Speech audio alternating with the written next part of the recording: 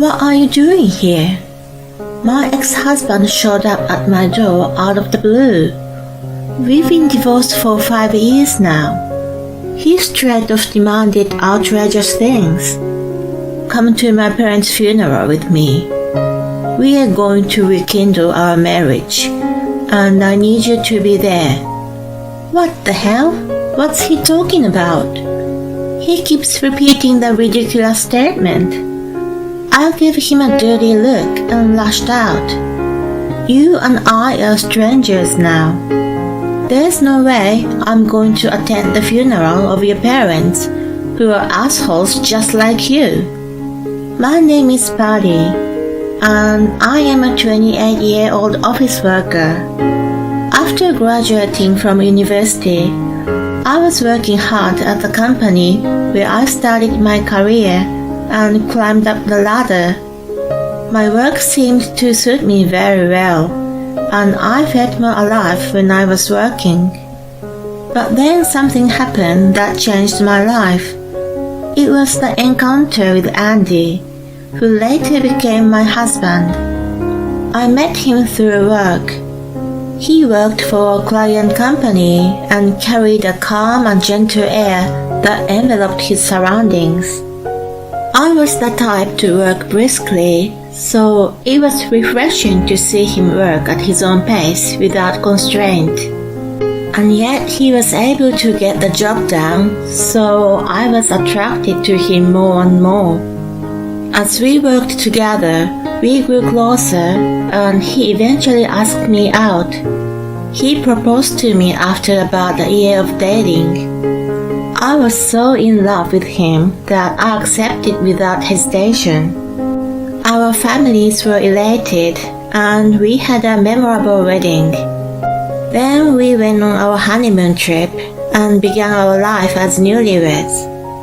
We were both working, so we helped each other and shared the household chores. Andy had lived on his own since university and was able to manage cooking to some extent.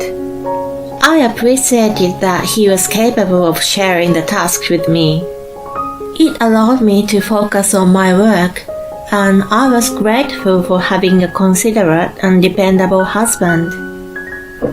Then I got pregnant. While I was very happy to have a child, I wanted to work a little longer. I planned to take a year-long leave to focus on my baby and then return to work. Andy agreed with my proposal. Then the baby was born. She was a healthy little girl. We named her Lydia.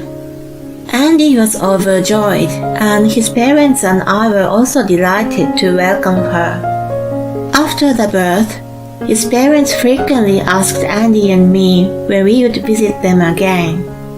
I didn't dislike them or anything, but when they pestered us so often, I started to grow tired of them. In the meantime, Andy suggested something to me. How about we move in with my parents while you're on maternity leave? It's annoying to arrange my schedule every time we go to see them. Besides, you can have their help with housework and babysitting. I see, that's true. We were living in a rented apartment at the time, so moving out was easy. We could live with the in-laws for a year until my leave was up. They could see their grandchild, and Andy also could take care of his parents.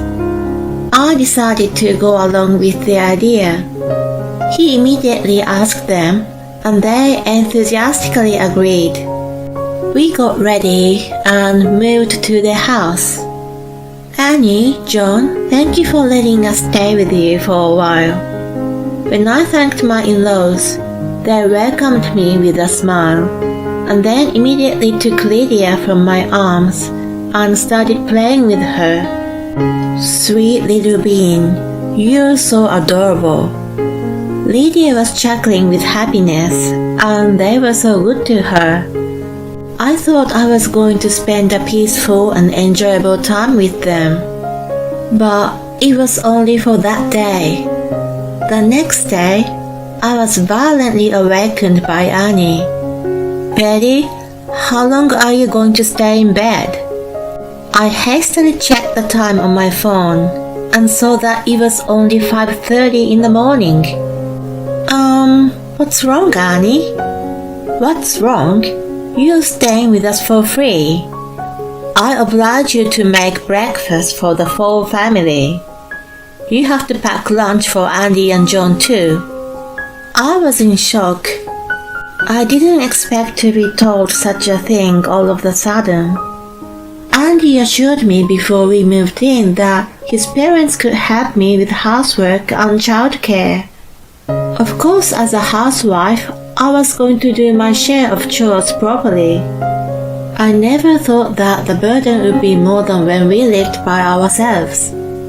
I was half asleep when I went to the kitchen. Lydia still cried badly at night, so it was 2 a.m. when I finally went to sleep. It was really hard for me to be up and running at 5:30 in the morning. I was moving very slowly. Annie wasn't concerned about my state and complained frantically. "Why are you so slow? You're taking too long.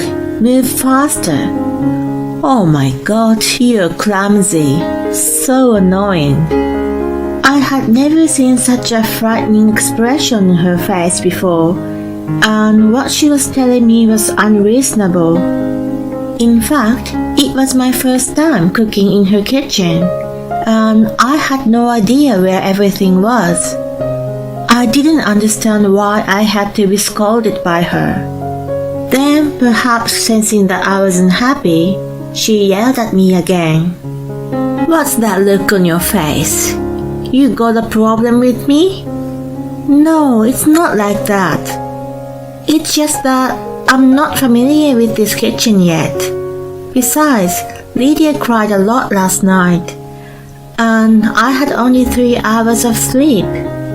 I'd like you to consider that a little more." I tried to be as polite and down to earth as possible as I argued my case to her. She sneered and replied, "I can't imagine what's gonna be like for us from now on if you're like this from day one. You're such a crook, making up excuses like that and trying to slack. I guess a woman with a half-assed career has a half-assed silver tongue, but it doesn't work on me. You're the daughter-in-law of this family. You're going to obey everything we tell you. Keep that in mind." She ordered me to finish making breakfast and lunch boxes, and then she started watching TV as she lounged on the sofa with a coffee. Soon after, Andy and John got up and sat down at the dining table. Annie also joined them, and to my surprise, she started ranting to them about how useless and bad a cook I was in front of me. John commented, "That's not good. We have to educate her properly." I was disappointed in him for taking her words and for making such a statement. My in-laws welcomed me and were kind to me at first, which made me hope that he would be on my side. Andy was Annie's only son, so I thought she was jealous of me taking him from her. When John also started acting cold toward me, it became clear that my in-laws considered me an enemy. My daughter was still a newborn, and I was still in love with Andy, so I didn't think about divorcing him. Andy was on my side at that time, telling them Buddy was doing her chores well at home before. I thought if he protected me, I could get by. Besides, we were only living together for a limited time while I was on leave. If I just put up with them for a little while, there would be no problem. It turned out I was naive. Their bullying became even worse. "Patty, hurry up and go buy the snack I asked you for." "Hey, why haven't you cleaned the garden I asked you to?" "You're so useless." "You're incompetent." They were unreasonable and abusive at the same time. I looked to Andy for help. Guys, don't be too hard on her. That was all he said, and went to lay on the sofa as if he had nothing to do with it anymore. I expected him to be sterner with them, but he avoided making eye contact with me. My in-laws weren't persuaded to change their attitude just because their son gave them a soft warning. They continued to treat me like a slave and insulted me every chance they had. It's a shame to think that Lydia has poor genes from you. I hope Andy's side comes out stronger. I wish you would just leave Lydia with us and move out. I couldn't stand their hostility anymore. What made them think it's okay to deny my personality? They were becoming out of control, so I consulted Andy. Hon, can you do something about your parents? You need to persuade them to stop mistreating me. He frowned at me. I've been doing everything I can, haven't I? You can take care of the rest yourself. I heard you've been skipping chores at home. A neighbor even told me that it must be tough to have a lazy wife. Wait a minute, why would the neighbor say that? I don't know. She's close to my mom, so they must talk a lot. Anyway, don't humiliate me. Are you kidding me? Are you saying that it's all my fault too? No, but if you'd behaved yourself, Mom and Dad wouldn't have complained. I was shocked by his comment. I can't take it anymore. No matter how hard I try, they don't approve of me. Let's just get a place for ourselves again. We've been living here for more than half a year. They must have had enough time with Lydia now. Andy simply refused my suggestion. Why not? I told them we would stay with them for a year. If we leave now, I'm breaking my promise. I don't want to hurt them. Jesus, so will you promise me that we'll move out after a few more months? Sure, I promise. I decided to endure it as best as I could for the remainder of my stay. I managed to get through 5 more months of hell, and the promised 1 year was up. I immediately told Andy we were going to move out. I had even been sneaking out to view many apartments for the day. Since we could move easily, I showed him the information I got from the realtor. He scratched his head and announced something insane. You know, my parents are saying that we should just live here forever. Excuse me? So let's just stay here and not move out. Are you crazy? You promised me, didn't you? We would move out after 1 year. I can't believe you would break your promise. When I accused him, he snapped back. Shut up. I am your husband. You listen to what I tell you. I was stunned to see him suddenly turn red and yell at me. At the same time, my love for him instantly cooled down. Fine, I get it. Then let's get a divorce. What the hell? Divorce? Are you serious? He shouted even louder. My in-laws heard him and rushed into our room. What's going on here? You woke Lydia and she's crying now. I heard you yelling. Don't tell me this thing is giving you trouble. Who was he referring to by this thing? Their behavior seriously pissed me off, and Andy was on their side. Yeah, Dad. This thing wants to get out of here as soon as possible. It's been talking about getting a divorce. When Andy explained, they became furious at me. You're a piece of work. You really are a lousy woman. Get a divorce, Andy. She asked for it, so just get rid of her and let us take custody of Lydia. We'll be a happy family then. Andy seemed to be convinced by her. That makes sense. I haven't done anything wrong.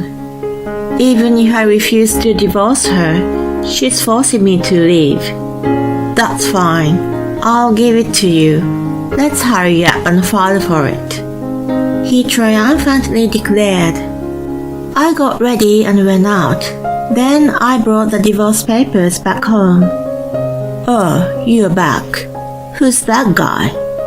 Andy and his parents were puzzled looking at the man in a suit standing next to me. He's my attorney I've been consulting with for some time. I thought that maybe things would turn bad, so I've been preparing for it. When they heard the word attorney, they flinched. Why do you need him? Did you think I was gonna keep quiet and let you guys get away with it? I recorded all the insults that came from Annie and John with a voice recorder and wrote about them on my blog as evidence. I also kept a record and proof that I consulted you about it. I took all this to my attorney, and he assured me that I had a valid case against you all. So I'm divorcing you and taking Lydia with me. I'm also going to charge you alimony and child support for all the emotional pain and suffering you have caused me. They all turned pale listening to my declaration. They never expected me to be prepared for this. Andy seemed to understand that he was being pushed to the edge of a cliff. Wait, honey. Alright, I'm sorry. Let's leave this house and live happily with only the three of us. I'll do as you say. He abruptly changed his attitude, but it was already too late. You and your parents are the three of you now. You three lousy adults can live happily together. If I keep Lydia here any longer, she will be influenced by you guys. I refuse to be with in-laws who enjoy bullying and a son who encourages it. I want you to sign the divorce papers now. He was agitated by my firm stand, but when my attorney mentioned that it'll go to court if he refused, he reluctantly signed them. I was able to get custody of Lydia and get away from Andy and my in-laws at the same time.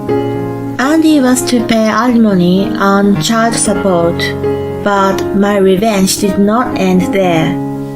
The evidence I collected was sent to nosy neighbors and Andy's boss. As a result, the unbelievable behaviors of my ex-in-laws spread throughout the community in no time.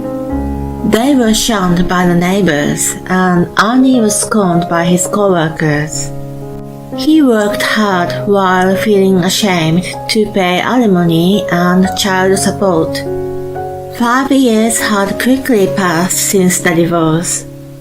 One day, an unexpected person showed up at my house. What are you doing here? It was Andy. I hadn't seen him once in 5 years, as he had refused to see his daughter. So why did he suddenly show up? He straight off demanded outrageous things. Come to my parents' funeral with me. We are going to rekindle our marriage, and I need you to be there. What the hell? What in the world was he talking about? Why do I need to do that? If you do, that'll give me a little more grace period. I have no clue what you're talking about.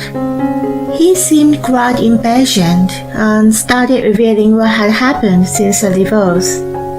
His parents got used to making me do all the housework for a long time, and they became too lazy to do it themselves. They ended up hiring a housekeeper, but they are just an ordinary family. It was too expensive to sustain the lifestyle, and yet they could not give up. So they started borrowing money from a loan shark. Andy was shunned by female co-workers at work, and was in agony from being unable to meet women. He tried to make a move on the housekeeper and was reported and arrested. He got fired from his job afterward and had been unemployed for a long time. In the meantime, the debts kept mounting, and the entire family decided to flee in the night. John, who was driving in the middle of the night, accidentally turned the steering wheel on the mountain road, and the car slid and spun around. As a result, his parents died at the scene, and only he survived. He was left with a large amount of debt with additional medical bills. The debt collector found out where he was, and he was in a desperate situation. He told the debt collector that he would get back together with me, who was making good money, and he would make me pay them back at the funeral. Of course, it was none of my business, and I had no obligation to help him. Please help me out. I have nobody but you now. Let's be married again, love each other, and raise Lydia together. He begged me on his knees. I glared at the man who kept talking selfish nonsense. Enough! You and I are strangers now. There's no way I'm going to attend the funeral of your parents, who are assholes just like you. You made a debt on yourself. Now, get out of here before I call the police. At the mention of the word police, he panicked and walked away. I heard from an acquaintance that he disappeared after the funeral. No one knows where he went, but I don't feel sorry for him because he deserved everything he got. I'm raising my beloved daughter, who is growing up to be a sweet little girl, with the best care I can give her. I'm also determined to do my best at my job and make the most of my life.